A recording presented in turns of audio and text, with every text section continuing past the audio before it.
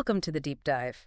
Today, we're getting into an ancient text that's going to really challenge something pretty fundamental. Yeah, this core assumption we often have. Exactly. That our thoughts are, totally private. Mhm.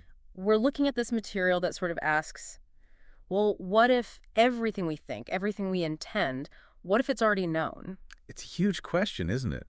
And just to set the scene a bit, the source we're drawing on today is a devotional. It's a kind of reflection, really, Right? based on Ezekiel chapter 11. And our mission, if you like, is to unpack its message. It's all about perception, accountability. And that idea of inner integrity. Precisely. And it's amazing how this, ancient wisdom just cuts right through all the modern focus on how things look. Yeah, the outward appearances. Straight to what's really going on inside. Okay, so the core idea, right from the start in this devotional, it's direct. God sees not just what we do. But our thoughts, our motives. Yeah. Think about that. We might try really hard to hide things from people, right? Our real intentions, maybe anxieties, even just those fleeting critical thoughts. But they wouldn't say out loud. Exactly. But this text says, nope, never hidden, not from God. Okay, so let's unpack this a bit. In a world that's so focused on curating our image, Carefully managing it all. what does it actually mean to be truly seen, like from the inside out? It feels like a real disconnect sometimes, doesn't it?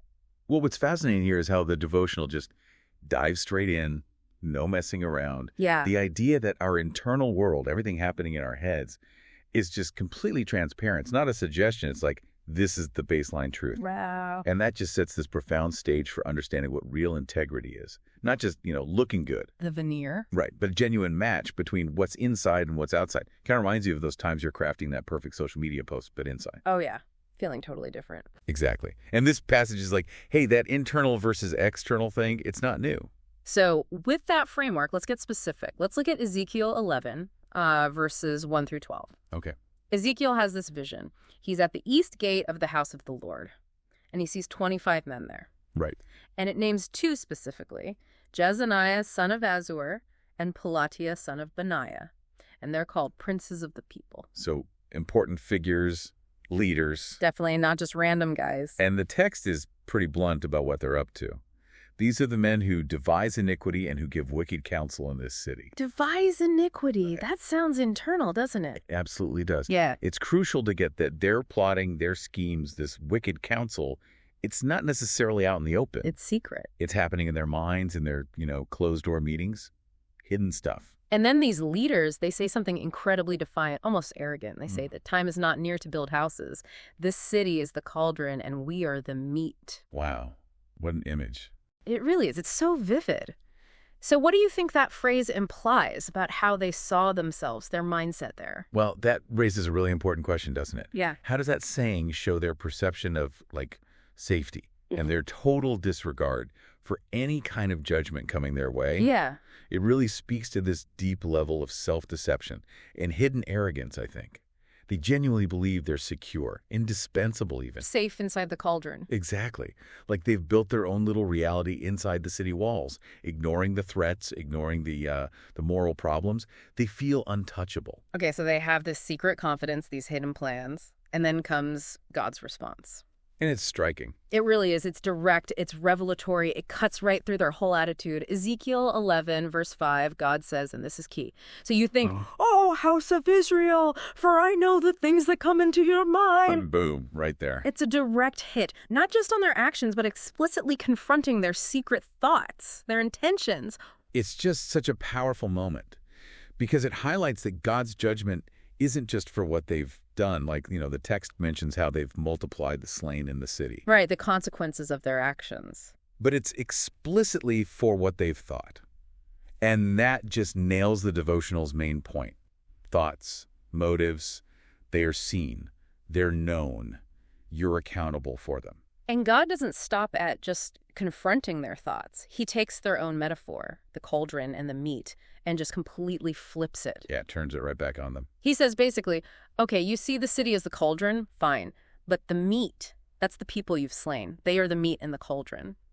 And then the crucial part, They, the leaders, will be dragged out of it for judgment. So the very thing they saw as their protection Becomes their trap. Exactly. That's a huge reversal. And the judgment promised is, well, it's stark. Falling by the sword, given to foreigners, judged right at the border of Israel. That's verses 10 and 11. Making sure they know who's really in charge. Right. It says, so that you will know that I am the Lord. This total demolition of their perceived safety just hammers home the theme. Nothing is hidden. Nothing escapes God's sight or judgment. And it gives a reason to, right? It does, explicitly, verse 12. For you have not walked in my statutes, nor obeyed my rules, but have acted according to the rules of the nations that are around you. Their inner rebellion led straight to breaking God's ways. Okay, so bringing this ancient story, this vision, into today, what does this mean for us now? Yeah, the practical takeaway. This devotional really points out how much we live in a world where, image is everything. It feels true, doesn't it? It really does. And it's so easy, maybe easier than ever, to look good on the outside while hiding, sin, struggles, whatever, on the inside. We've all felt that pressure, right? Oh, absolutely. Curating the online self, putting on the professional face. While inside, things might be a total mess or just different. This text feels incredibly relevant to that human condition, even thousands of years later. All that energy we spend on the image. And this devotional forces us to look at that gap. The gap between the constructed self and the inner reality. Yep. And that's exactly where the devotional lands its punch. It reflects.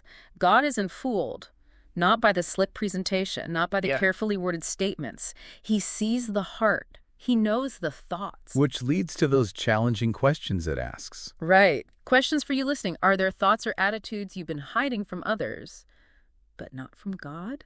That one hits home. It really does. And the other one, do you live differently in private than in public? Oof. Yeah, these aren't just like academic questions. They're meant to make us stop and think.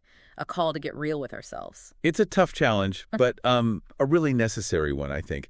But the devotional doesn't just leave you there feeling judged. Oh, thank you. It brings in that crucial balance, justice and grace.